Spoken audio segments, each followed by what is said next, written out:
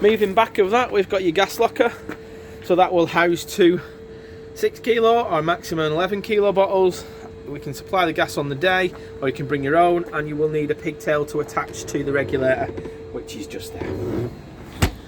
Forward of that, we've got your fresh water fill. So this is your water for showering, cooking, drinking, and that is just filled up with a normal hose pipe. The vehicle doesn't come with a hose pipe, so you will need to obtain one of these.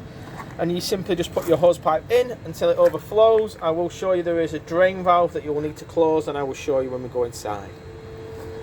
Big window from the living area just here. Then we go to the cab area. We have just down here the diesel filler point. So this predates the AdBlue, but that's where that goes. We've got your electric window switches, cup holders, storage in there, passenger airbag, aircon, radio, drinks holder that flips over. We've got your camera just up there, and then we've got another storage area on the other side. This is a manual gearbox, and that is just there. Underneath the seat here, you will see there is a series of fuses. This is the main fuse box for the vehicle, what you're reading as the E-box, and that's where that's located. We do have some handbooks and packs that we will supply with the vehicle. Moving to the front then, the mirrors fold in manually, and then we'll operate from inside. And the bonnet, we release that by putting the key into the front, turning it one way and then the other way, and that will lift up the bonnet just like that, to show the oil, the dipstick, negative point just there, positive point just here, and your screen wash, which is just located here. To close it, simply just let that go down. So moving inside, we have a fly screen on the door itself and a switch for the electric step. So press the switch and the step goes in, press the switch again and the step goes out. So moving inside to the main control panel just above. So here we have the main control panel. So we've got the functions of turning it on or turning it off, just like that. We have then got a level that tells you what's in your engine battery, a level that tells you the power that's in your leisure battery, so leisure and vehicle, an on-off switch, and then a water tank level, so it tells you just above, and a waste tank level. We also have a pump switch to turn the pump on and off, so that would be on and that would be off, and we have an indicator to tell us when we are plugged into mains as well, once we plug the system into mains. So you would need the 12 volt light to stay on all the time for your lights to work. You can turn the lights off, but they won't work if that's not turned on. The rest of the lights are depicted around the vehicle, and they will come on as and when you turn them on. Underneath the forward facing seat, we have your freshwater tank. So I told you on the outside, just down here, this is how we fill up the tank. To drain and operate the tank, we want to turn that anti-clockwise to empty it. And that will empty the freshwater tank from filling up. And to fill it up, you want to turn it till it's finger tight clockwise. So clockwise to fill it up, anti-clockwise to drain it down. This is access if you want to put water in from inside the vehicle instead of going outside, but most people will use the outside point as I showed you when I walked around the vehicle. Just there. So moving away from the control panel, we have a lock button here which locks the habitation door, and to open it you'll press it once and then press it again just behind, press it to close and lock it down. The blinds and the fly screens will just operate by pulling them down individually, and then to open the windows, undo the two latches, tighten the screw on both sides, and that will keep the window open. Obviously further open when you're cooking or when you want fresh air to come in the vehicle, and then just pull them tight over the second part of the stay. The cooking facilities, you'll need an igniter, but basically you have 1, 2 and 3, and it shows you just the direction just on there, which one you are operating. Be careful that you do let them cool down before you put the glass lid down, otherwise this will shatter. So let it cool down properly before you do that. We then go on to the sink. So once we've got the water in the freshwater tank and you've got your pump turned on the control panel, we will get you to turn the tap to hot. Open up the button, and that will basically put water through the boiler, filling up the boiler in due course until you've got a steady stream of water, as we're seeing there. Once we've got a steady stream of water, we will shut that down and we can come to our operating controls to work the heating. So the heating works off gas on here, and we can see that that is just located here. So we have heating down, heating and hot water on 40 degrees, hot water on 60 degrees. So remembering, obviously you need to have your gas turned on. To turn the temperature up or down, you do it with the dial here. Yeah, so that is your heating and control for the heating. 5 being the hottest, 1 being the coldest. So that's for your heating.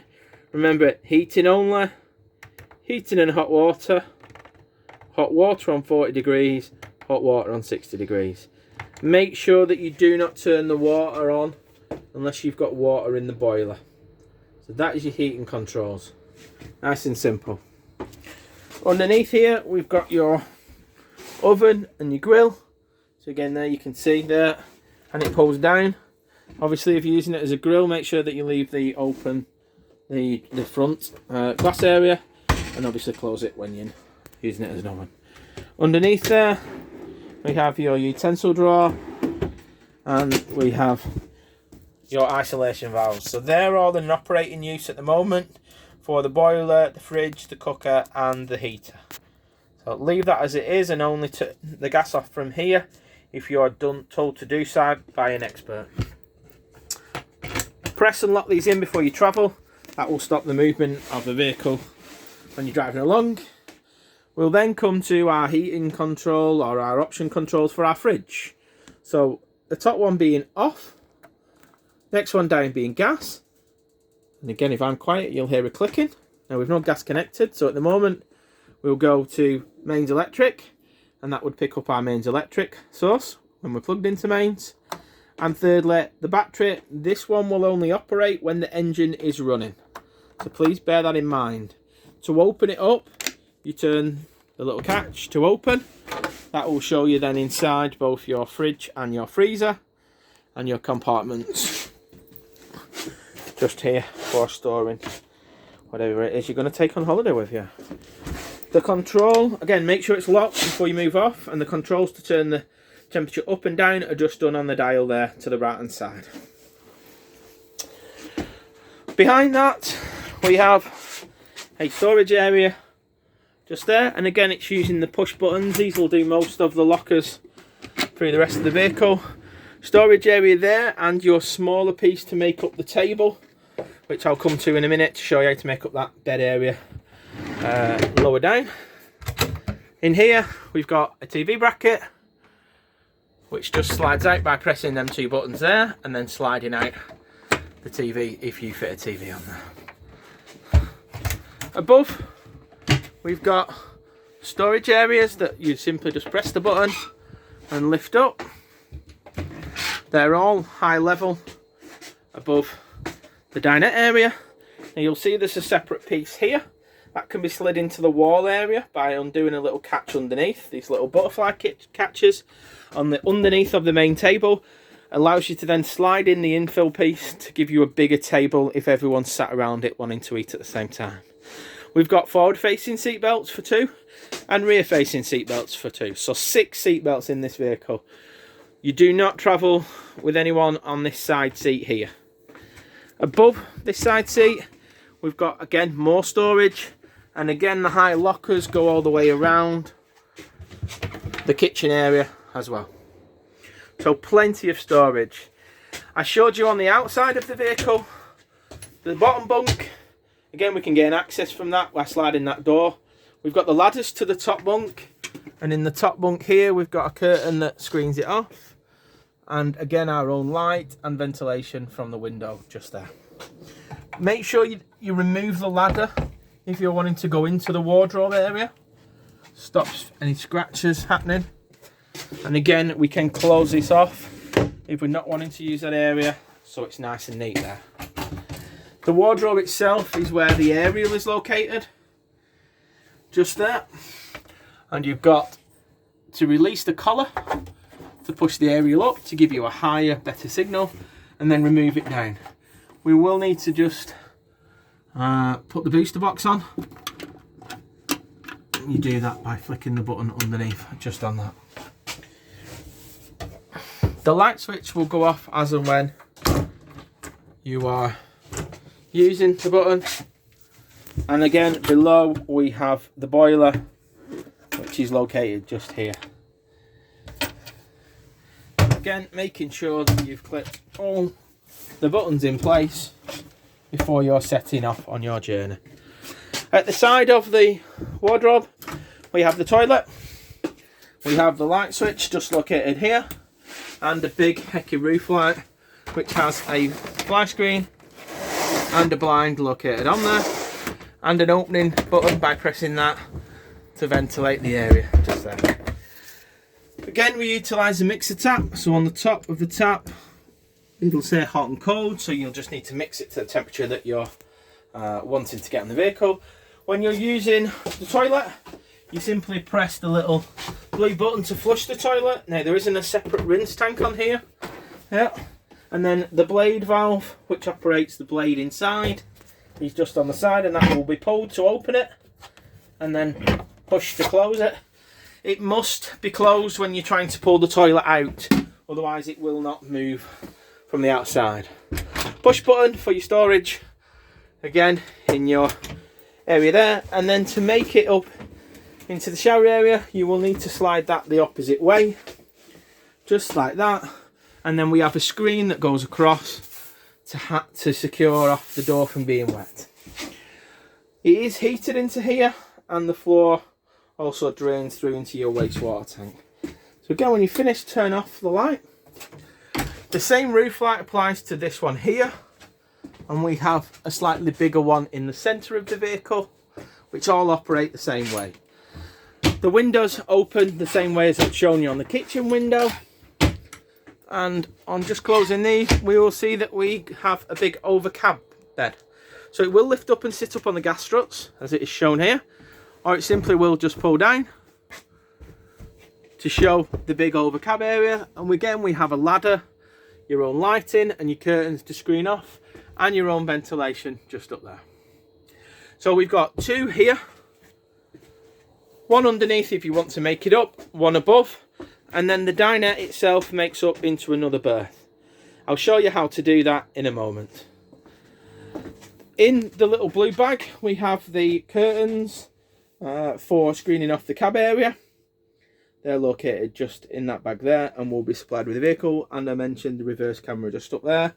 We have cruise control on the steering wheel, and to the right hand side of it, just above the little cup holder, we have your electric switch for moving the electric windows. To the right of it here on this dial is where your lights turn on and off. And again, we've got the usual indicators, windscreen wipers on this side, just here. And then on this side, just down here behind it, we have the indicators and the menu buttons. Volume control just here. There we go, menu button up there. And we've got the cab air conditioning, which is located just there, as well as the CD radio. Above the driver's steering wheel, we've got another storage compartment. And in there we've got another charging point, as well as the charging point just down there. The vehicle has a jack, it's just located there, and does come with a spare wheel. So that concludes most of it. I'll just show you how this bed operates. So from the living area, we go from there, I always find it easier just lifting up the cushions, so we've gone from the table on the top rail by removing the larger leg to the smaller leg being installed. It simply just pulls off, and then the table sitting in the lower rail. From there we'll just arrange the cushions as I'll show you now.